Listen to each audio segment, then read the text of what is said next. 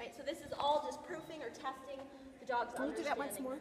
So I can... Proofing or testing the dog's understanding of the survival. Come here. We need to work on a retreat. Never mind the survival.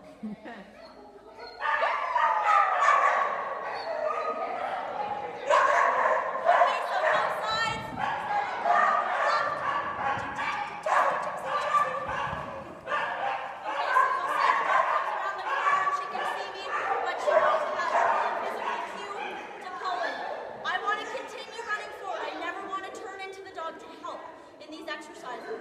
It's important that the dogs learn to do this independently as we continue to move forward. The more we babysit here, the more the dogs are going to be reliant on the course. I want to make sure these breathing exercises I am moving. Gypsy, gypsy, gypsy. Yes, good dog. Okay? The more you babysit here, the more you're going to have to be on course. I want to know what the dogs understand. Okay, any other questions?